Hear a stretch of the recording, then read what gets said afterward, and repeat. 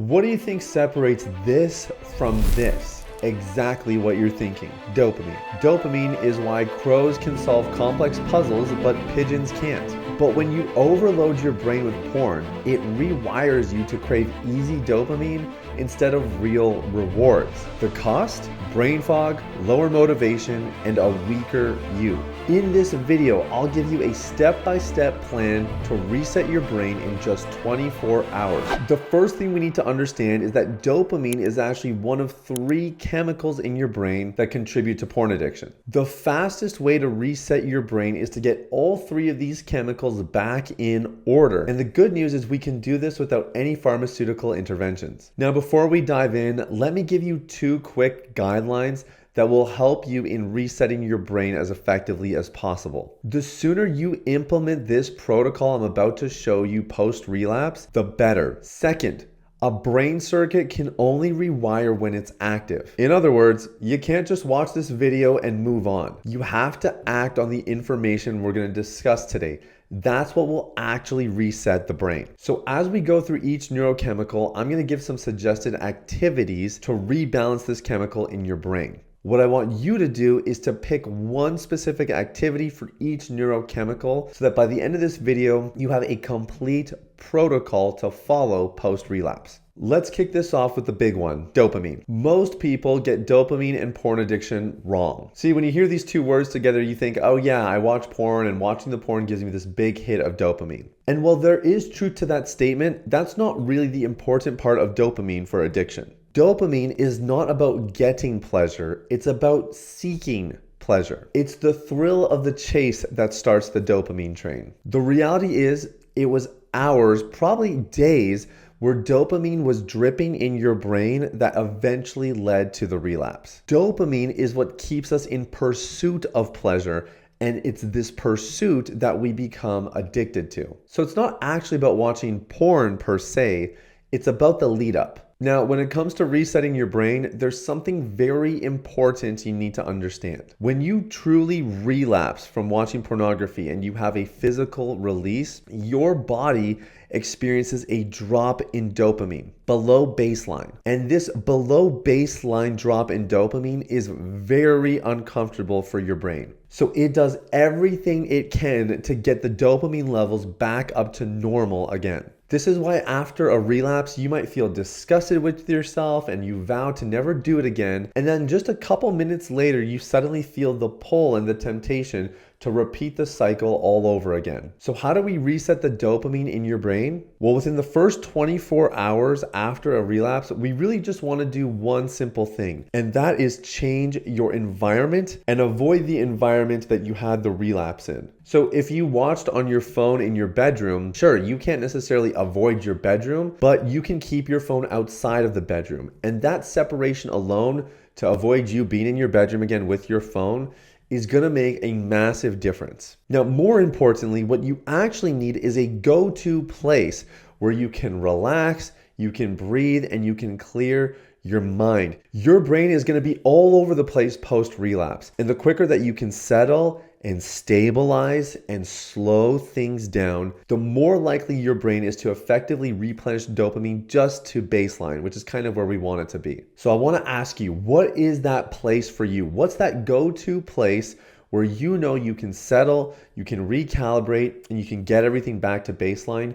Going there is step 1 of your protocol. Now, before I move on, let me give you a quick bonus here to really make sure that your dopamine resets properly. Limiting tech usage as much as possible post-relapse is a very, very effective way to reset your brain. Everything from phones to tablets to TVs. I mean, really and truly, the less you use these things, the better. Every time that you engage with a piece of technology, you are starting to rev that dopamine engine. And so limiting the use is going to be really helpful. The second chemical we need to talk about is oxytocin. Oxytocin is the love hormone.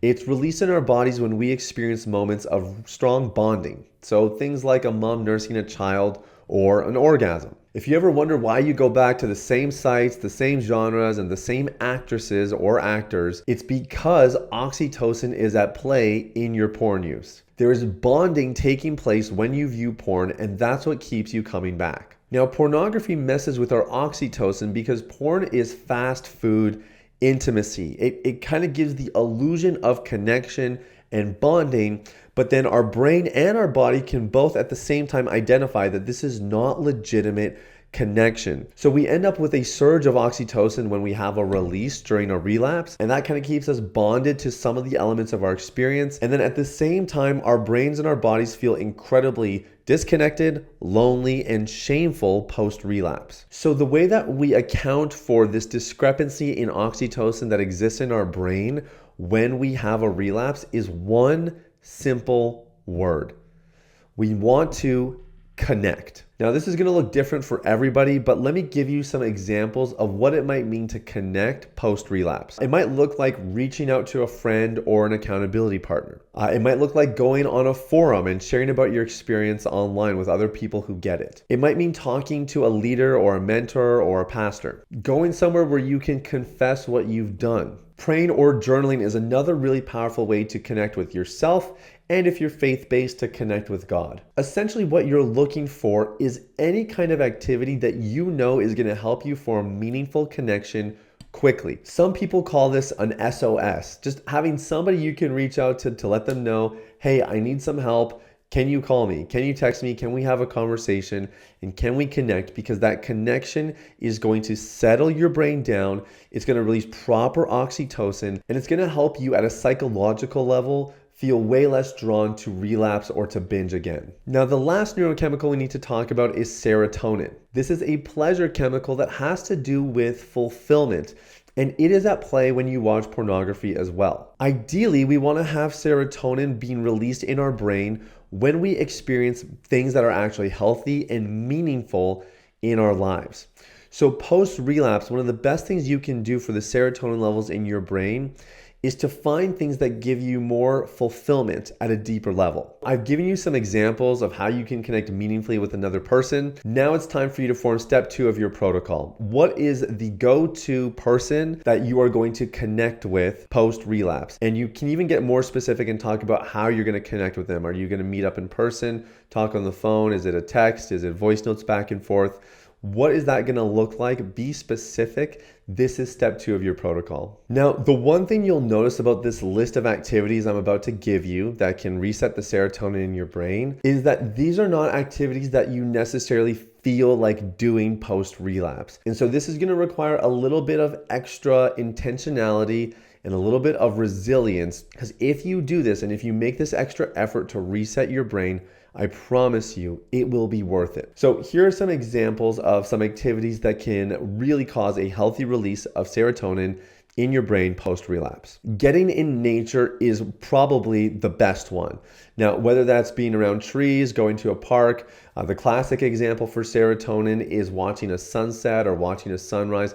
These are all great examples, but the point is getting in nature, powerful. Having a meaningful conversation with someone, something we talked about for our step 2, this is actually serotonin releasing as well, especially if it's with somebody that you really care about. Going for a walk, gratitude and giving thanks, and especially if you write this down in a journal, very, very powerful. Listening to a playlist of music that you enjoy, some of your favorites, some songs that you can just sit there and relax and really enjoy it. A hot shower, exercise, taking a nap. These are all great examples of things that can be very resetting, very fulfilling, and done quickly, which is the most important thing. We want to implement this protocol as quickly as possible. Now, you don't have to pick from this list, but I'm sure you get the idea. Step 3 of your protocol is going to be to pick one of these items. What's one thing that you're going to do that's going to help you reset your serotonin, something that you know is typically fulfilling and rewarding for you, and something that you can access easily. So now that you have your 3-step protocol post-relapse, the next goal is to implement this as quickly as possible.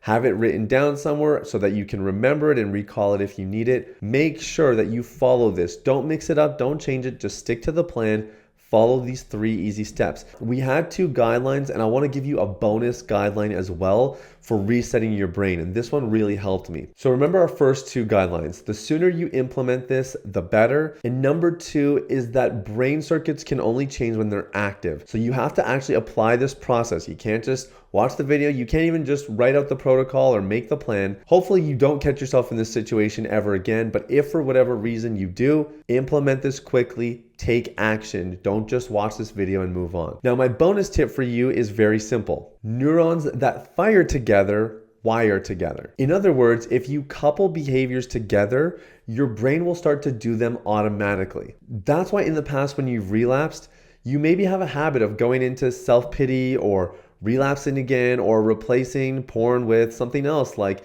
eating bad food or cigarettes or alcohol. If you follow this protocol that you just created, you can form new circuits in your brain and couple healthy behaviors together, which means that not only in the first 24 hours, but even beyond that, if you continue to engage in these behaviors, you're going to reset your brain and you're going to be more likely to not relapse in the future, which is ultimately the goal. Now that you know how to reset your brain in 24 hours, there's something else that you need to see. Old school porn isn't the only thing hijacking your brain in wild ways. OnlyFans is changing the game in a way that we don't even realize. And when I exposed it, I found out that not everybody agrees with me. Click the video on your screen to see why.